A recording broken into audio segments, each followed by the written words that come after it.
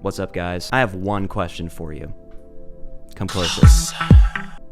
That's good. All right. Are you content with life? Contentment. It's a word that brings up feelings of not doing enough, not becoming your full potential. But what contentment means to me is something completely different. Do you actually want a very lavish and exciting lifestyle, or do you just want to have a good life? Because I've noticed a trend, especially around people my age of 29, and that is they're starting to become less workaholics and more, I just want to slow down and have a life and settle down. I don't want to be living paycheck to paycheck anymore. I want to have enough money to pay my bills with a comfortable nest egg afterward. But it's not all just about money. So let's get into it. I'm about to tell you guys the key to contentment in life. And if you've got a beverage with you, drink it with me, come on.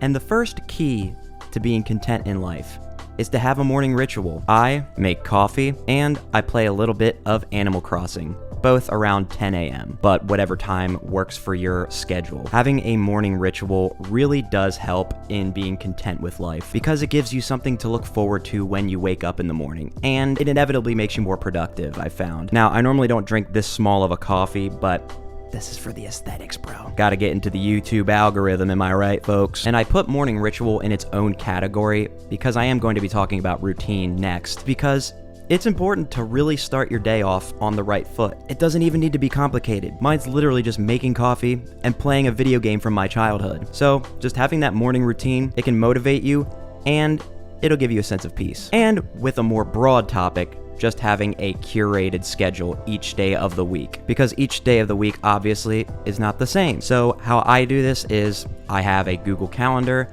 that I have certain things that I do on certain days. I'm going to show you on the screen here a screen recording of my Thursday Google Calendar. Typically, there's some things in there that are not every Thursday, like birthdays and things like that, or bills that I have to pay. But in general, at the end of each week on Sundays, I will go through there and plan the next week. But the days that I have off, I always plan on working on videos. This is a rare day where I'm doing this on a Friday, and it's a rare video that I'm working on that's not on my Yu-Gi-Oh! YouTube channel, because that's the channel that I've been focusing the most on recently because it has the most potential. And one thing you gotta think about is if things go astray, you don't worry about it unless it's literally absolutely necessary that you need to do it that day, because certain things may go differently than what you have planned in your calendar. Maybe sometimes you run out of coffee. See, I'm not addicted to caffeine, so if I go a day without caffeine, I'm good. In fact, I'm very sensitive to caffeine, so if I just have one cup of coffee, I'm smooth sailing for a while. But all in all, just going all old person mode and having a daily routine,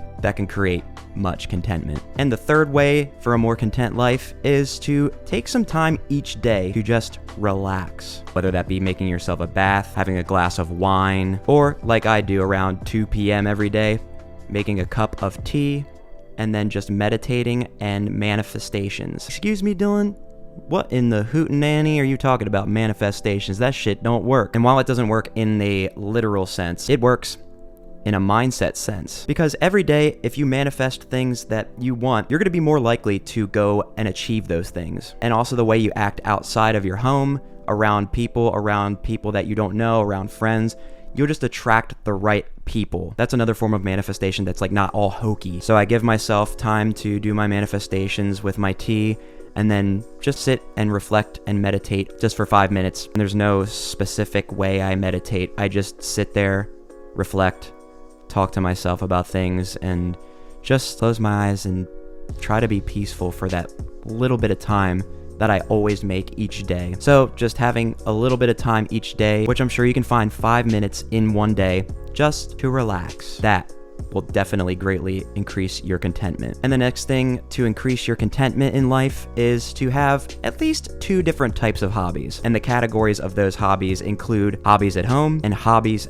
outside of the home, like social things. Now, I have a few hobbies, but one of my main hobbies at home is making YouTube videos. I'm not on camera as much as I used to be because of my top 10 lists on my Yu-Gi-Oh! YouTube channel. I don't do a face cam with those, and that's the channel I focus the most on. I don't even remember the last time I sat down and was like in front of a camera for a long period of time. But I also play video games. I also watch YouTube videos. I don't just make them. And I love to cook. Now, my biggest hobby, not even just outside of the home, my biggest hobby in general, is doing karaoke. And this has been my greatest hobby for over 6 years now. I've been going out to karaoke since I was 23 in 2018. I've met so many great people out at karaoke, and I used to never really have a social life in high school. So just having these good friends that I met at karaoke helps me to be more content, because I know I have people that I can rely on, and they have my back and I have their back. But also, we can just have a good ass time. And my confidence has just gone up, and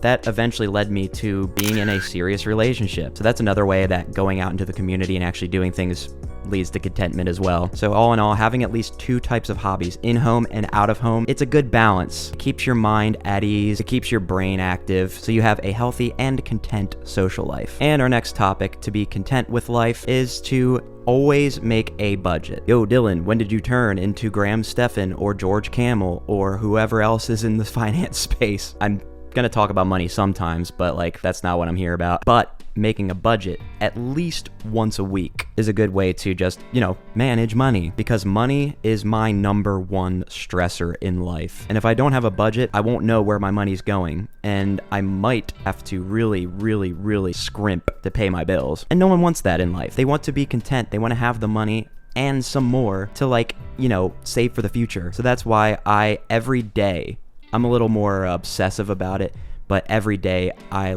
update my budget. And as long as I have enough to pay my bills and then go out and spend some money at karaoke, I'm content. But obviously do what makes you content with making a budget. And as I'm showing on screen here, there's going to be some sort of mock budget. It's not my actual budget or anything like that, but it's something you can just do in your phone's notes, because being content in your money really means being content with your life. Now, by no means am I a minimalist, but keeping clean keeps my mind clutter-free as well. And that's the next thing that I want to talk about in being content with life. People always say a cluttered home is a cluttered mind, and it's pretty much true. I used to never be the cleanest person until I moved out on my own. I try to do all my dishes every day before I go into work, because it not only keeps my mind at ease, but it also helps with my girlfriend. And I try to do laundry whenever my work clothes are completely depleted. So all in all, cleaning things just leads to a cleaner mind. Although having a dirty mind is not a bad thing, unless it's weird. I see what fetishes you're into.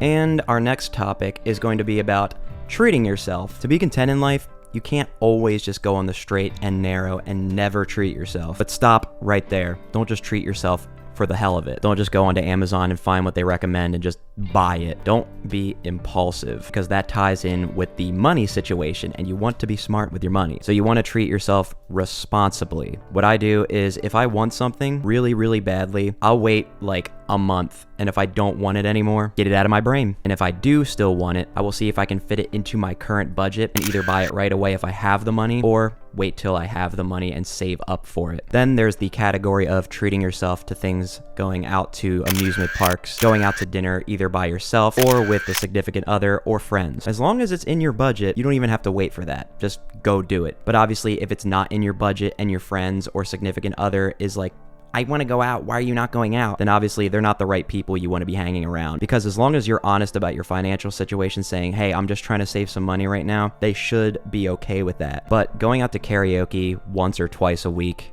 is one of my treats to myself, and occasionally going out to dinner with my girlfriend. Because treating yourself sometimes, as long as you do it responsibly, is a great way to keep your mind at ease and not going on the hamster wheel of everyday capitalism, going to work, eating, going to bed, repeating, And finally, above all else, remember these things. Be legitimately grateful for what you have, because you never know what you have until it's gone. Not everyone has that privilege. And I'm not saying that your problems are invalid. Your problems are very valid. But if you think about things that you're grateful for, your mood elevates and you seem more content with life. Another thing, don't want more stuff. Desire self-growth in as many aspects as you possibly can about yourself, except height.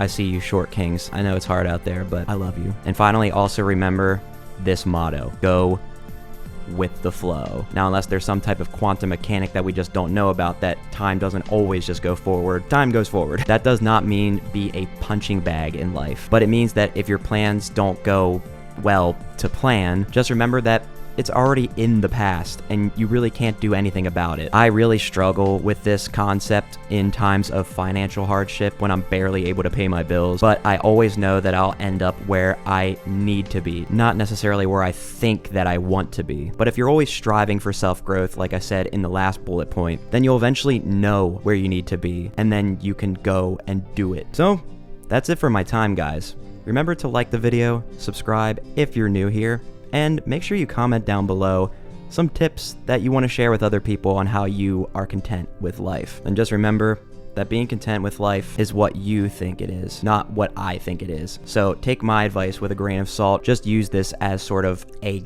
guide to being content with life. But this is a new type of video that I'm doing on this channel. I have not uploaded in a long ass time. This is going to be for whenever I feel like making a video and making something I'm super passionate about at the moment. And I will see you guys whenever the hell I upload next.